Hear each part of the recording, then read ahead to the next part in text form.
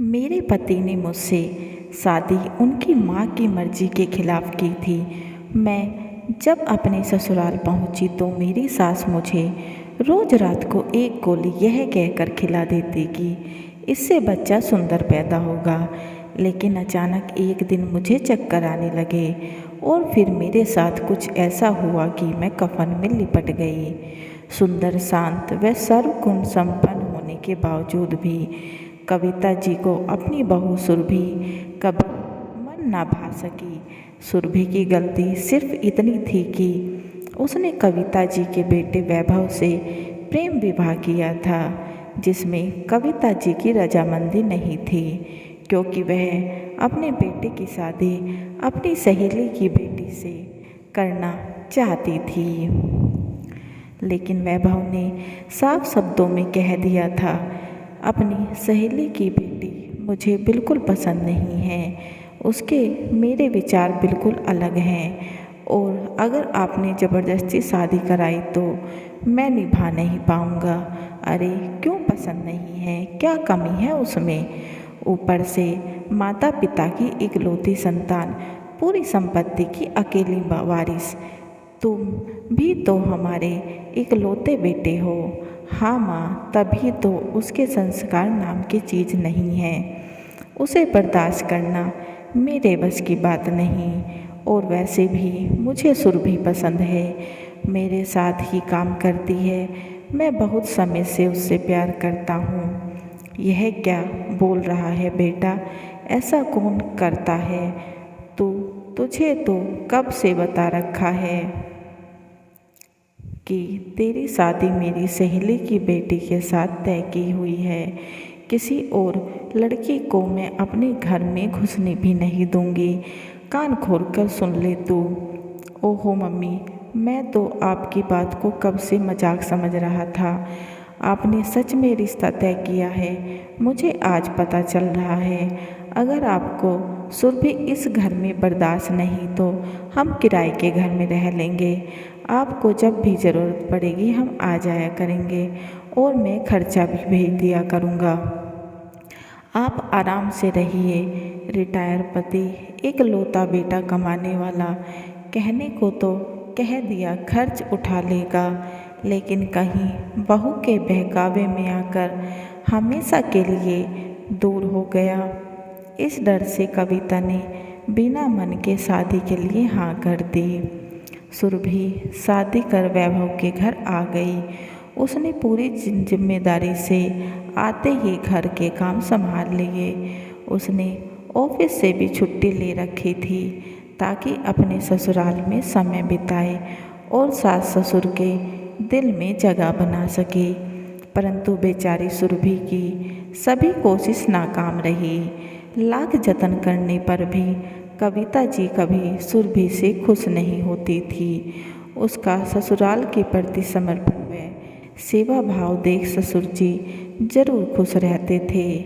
वह कविता जी को भी समझाने की कोशिश करते, लेकिन बहू की तरफदारी ससुर को करता देख वह और ज़्यादा कलेश कर देती। बात बिगड़ती देख वह चुप रह जाते। कविता जी के सामने पहले से ही ज़्यादा नहीं बोल पाते थे। घर में शांति बनी रहे, वैभव और उसके पिता बस यही कोशिश करते थे। सुरभि उस घर में अकेलापन महसूस कर अब उदास रहने लगी थी। कहाँ तो वह बेचारी इतने सपने सजा कर आई थी, अपनी सेवा व प्यार से सबका दिल जीत लूँगी, सास ससुर को अच्छी बहू बनूँगी, अगर वो कहेंगे तो नौकरी भी छोड़ दूँगी, सबकी खुशी में ही मेरी खुशी होगी। लेकिन अब उसने सोचा कि इस तरह के माहौल में वह डिप्रेशन में ना चली जाए, इसलिए ऑफिस ज्वाइन करना ही ठीक रहेगा। इस बात से कविता जी और तिलमिला उठी। उन्हें लग रहा था सुरभि उन्हें नीचा दिखाने के लिए घर से बाहर नौकरी पर जा रही है, अपनी कमाई का जोर दिखाएगी। अब वह बात बात पर सुरभि को जली कटी सुनाने लगी। सुबह खाना बनाकर निकल जाती है महारानी। दिन भर बासी खाना खाओ और बाकी के काम के लिए तो इसके बाप ने नौकर छोड़ रखे हैं। जैसे बाहर जाकर अय्याशी करने की आदत लगी है। सुरभि अपने मन का दर्द कभी किसी से कहती भी नहीं थी। बस उसे देखकर वैभव ही अंदाज़ा लगाता माँ इसके साथ बहुत बुरा बर्ताव करती हैं। लेकिन वह सुरभि को ही समझाता कि हमें ही समझौता करके चलना होगा। आखिर उनकी मर्जी के बिना शादी जो की है। अब माँ तो इस उम्र में बदलने से रही। वह सुरभि से ही उम्मीद लगाता कि एक दिन वह अपने प्यार से माँ के दिल में जगह बना लेगी, उन्हें उसके प्रति प्यार करने पर विवश कर देगी। सुरभि उसके ऊपर कलेश ताने सब जहर का घूंट पी जाती, लेकिन अपने मम्मी पापा के लिए रात दिन अपशब्द उससे बर्दाश्त नहीं हो रहे थे। अब वह सोचने लगी, इसमें मेरे माता पिता का क्या दोष, बस इतना कि उन्होंने अपनी बेटी की खुशी को अपना माना। बेटी का घर बसाने, उसे इज्जत से विदा करने के लिए अपनी उम्र भर की कमाई लगा दी। पढ़ा लिखा देने भर से कोई माँ बाप नहीं बन जाते। बच्चों को अच्छे संस्कार सभ्यता भी सिखानी होती है, लेकिन वह क्या संस्कार देंगे जो खुद ही असंस्कारी हों। कविता जी अक्सर बोलती चली जाती, अपनी बेटी को नौकरी करने के बहाने आवारागर्दी करने भेज देते थे कि जा और कोई मोटा मुर्गा फंसा जिससे दहेज भी ना देना पड़े। यह सब सुन सुरभि की आत्मा काँप जाती। भला कौन माता पिता अपने बच्चे को ऐसी शिक्षा देंगे।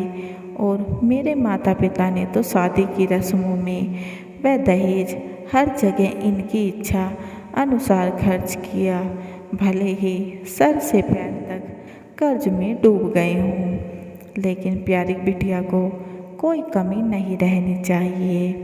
2 दिन के लिए जब सुरभि अपने मायके गई तो उसकी माँ ने पूछा, बिटिया ससुराल में सब अच्छा है, दामाद जी सास ससुर तुम्हें सब प्यार करते हैं।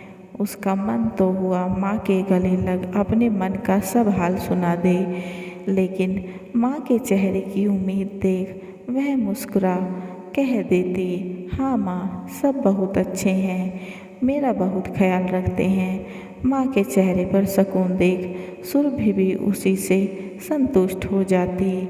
सुरभि का जीवन ऐसे ही दुख दर्द भरा बीत रहा था।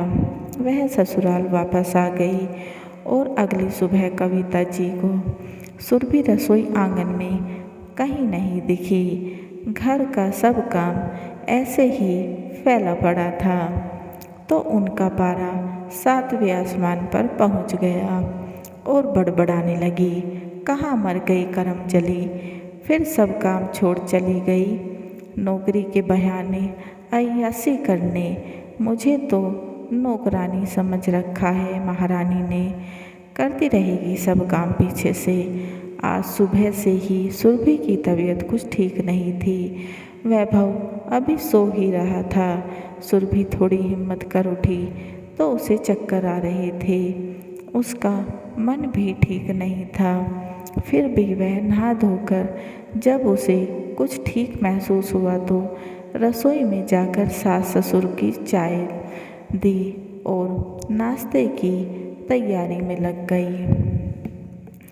वह ऑफिस में छुट्टी के लिए फ़ोन करने ही वाली थी कि उसे चक्कर आने लगे। वह कुछ देर आराम करने के लिए कमरे में पहुंची ही थी कि सास की आवाज़ उसके कानों में पड़ी। खुद भी आवारा और अपनी अय्याश बदचलन बेटी को आगे कर मेरे सीधे साधे बेटे को फंसा लिया। भगवान करे ऐसे लोगों का सब बर्बाद हो जाए, सड़क पर आ जाए। वैसे तो सुरभि ऐसे तानों की आदी थी, लेकिन आज न जाने उससे सहन नहीं हुआ और आज उसने एक खतरनाक फैसला ले लिया। तबीयत खराब और ऊपर से इतने तानों से उसका दिमाग ने काम करना जैसे बंद कर दिया था। वह उठी और सास की दवाई में से ही नींद की गोलियों का डब्बा उठा वापस आकर अपने कमरे का दरवाज़ा बंद कर दिया। वह पूरा डब्बा मुंह में खाली कर वहीं सोफे पर सो गई हमेशा के लिए। वहीं बिस्तर पर वैभव अभी भी गहरी नींद में सोया हुआ था, हर बात से बेखबर। उधर जब काफ़ी देर तक सुरभि रसोई में वापस नहीं आई तो कविता जी तिलमिलाते हुए सुरभि को गालियाँ देने लगी। वह उसे बाहर देख आई, कहीं ससुर से तो गप्पे नहीं मार रही, लेकिन जब वह कहीं नहीं मिली तो वह चिल्लाते हुए बेटे के कमरे में गई। दरवाज़ा बंद देख जोर जोर से पीटने लगी और बोली, आज तो इसे मैं सबक सिखा कर रहूँगी। फिर से कमरे में घुस गई। शर्म नहीं आती? आवाज़ सुनकर वैभव हड़बड़ा कर उठा और भागकर दरवाज़ा खोला। माँ की आंखों में खून उतर रहा था। वह बेटे को धक्का दे कमरे में घुस गई। देख इस बेशरम को कैसे सो रही है। वैभव ने पहली बार सुरभि को इस समय तक सोते देखा। कहीं इसकी तबीयत तो खराब नहीं। वह उसे जगाने लगा तो उसे एहसास हुआ वह बेहोश है। वैभव का शरीर एकदम ठंडा पड़ गया। वह जल्दी से सुरभि को अस्पताल लेकर गया, जहां उसे मृत घोषित कर दिया। यह सुनकर कविता जी को भी झटका लग गया। नहीं डॉक्टर साहब, ऐसा नहीं हो सकता। आप एक बार फिर से चेक कीजिए। लेकिन सुरभि तो परलोक सिधार चुकी थी। अब एक तो सुरभि के जाने का गम, ऊपर से पुलिस की पूछताछ। उसके लिए यह दर्द असहनीय था। सुरभि को आत्महत्या के लिए मजबूर करने का इल्ज़ाम माता पिता पर आते देख वैभव ने सब अपने सर ले लिया। उसने गलत बयान दे दिया कि उसकी वजह से ही सुरभि ने आत्महत्या की है। उसकी सुरभि से बिल्कुल नहीं बनती थी। इस बयान पर पुलिस ने वैभव को गिरफ्तार कर लिया। सुरभि के गम में उसके मम्मी पापा बेहाल हुए जा रहे थे। उन्होंने वैभव की बेल नहीं होने दी और उसे जेल में डाल दिया गया। एक बेगुनाह इंसान को यह सब झेलना किसी सदमे से कम नहीं था। जेल में बड़े बड़े मुजरिमों के बीच रहना वैभव की जिंदगी नर्क हो गई थी। ज़्यादा समय तक वैभव यह सब झेल न सका और जेल में ही पागल हो गया। उसकी ऐसी हालत देख उसे जेल के ही अस्पताल में भर्ती कराया गया। उसकी गंभीर हालत देख वहाँ के डॉक्टर ने उसे मेंटल हॉस्पिटल में भर्ती कराया, लेकिन उसकी हालत सुधरने की बजाय खराब होती गई। फिर एक दिन वहाँ के डॉक्टर ने पुलिस व वैभव के घर वालों को बताया कि इसका पूरी जिंदगी ठीक हो पाना नामुमकिन है। वैभव की रिपोर्ट देख कविता जी को अपनी गलती का एहसास हुआ कि अपना घर उजाड़ने वाली वो खुद हैं। एक तरफ से आंसू बहाते हुए उनके पति आए और आज पूरी दुनिया के सामने चिल्लाकर बोले, यह औरत नहीं डायन है, अपने घर को ही खा गई। मैं ऐसी औरत के पास एक पल नहीं रहूँगा और जीवन में इसकी शक्ल नहीं देखूँगा। वहाँ खड़े सब लोग कविता को मनहूस बताने लगे, बद्दुआ देने लगे। अब कविता को किसी की बात सुनाई नहीं दे रही थी। उसकी अंतरात्मा भी उसे दुत्कार रही थी। कैसे दहेज की भूख उसके हंसते खेलते परिवार को ले डूबी। दूसरे की बेटी को लगाई आग, तेरे बेटे को ही ले डूबी। वह एकाएक हंसने लगी और अपने बाल नोचने लगी। वहाँ कविता किसी को नहीं पहचान रही थी। वह सीधा दौड़कर घर की छत पर चली गई और बिना कुछ देखे वहाँ से कूद गई। सही कहते हैं, किसी को इतना भी मत सताओ कि उसकी आत्मा ही तड़प उठे। कहानी कैसी लगी कमेंट बॉक्स में ज़रूर बताएं और चैनल को लाइक एंड सब्सक्राइब करना ना भूलें एंड बेल आइकन को ज़रूर दबाएं ताकि ऐसी अच्छी अच्छी कहानियों के नोटिफिकेशन आपको मिलते रहें। And please guys support my channel. समाप्त।